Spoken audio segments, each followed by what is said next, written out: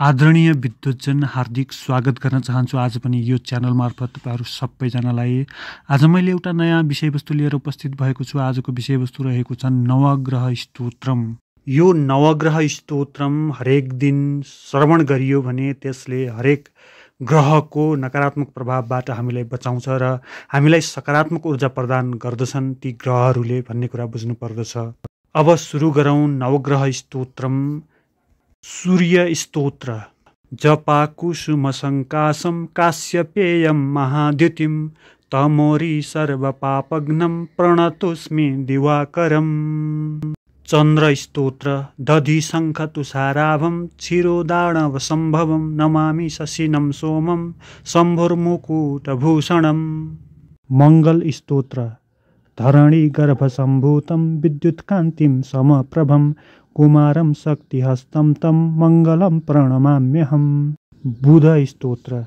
प्रियंगु कलिका श्यामं रूपेण प्रतिमं बुधं सौम्यं सौम्य गुणोपेतं तं बुधं प्रणमाम्यहम्। गुरु स्तोत्र। देवानां च ऋषीणां च गुरुं काञ्चन सन्निभं बुद्धिभूतं त्रिलोकेशं तं नमामि बृहस्पतिम्। शुक्र स्तोत्र। हिमकुंद मृणालाभं दैत्यानां परमं गुरुं सर्वशास्त्र प्रवक्तारं भार्गवं प्रणमाम्यहम्। शनि स्तोत्र। नीलांजन समाभासं रविपुत्रं यमाग्रजं छाया मार्तंड संभूतं तं नमामि शनैश्चरम्। राहु स्तोत्र। अर्धकायं महावीर्यं चंद्रादित्य विमर्दनं सिंहिका गर्भ संभूतं तं राहुं प्रणमाम्यहम्। केतु स्तोत्र। पलाश पुष्प संकाशं तारकाग्रहमस्तकं रौद्रं रौद्रात्मकं घोरं तं केतुं प्रणमाम्यहम्। फलश्रुति।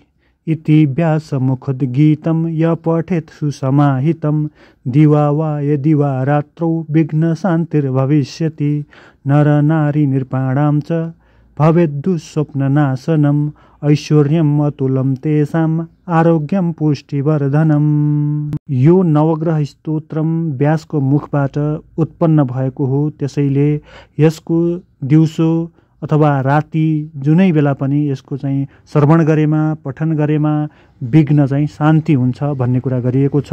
दुःस्वप्न नाश हुन्छ, धन धान्य प्राप्त हुन्छ, स्वास्थ्य पनि प्राप्त हुन्छ।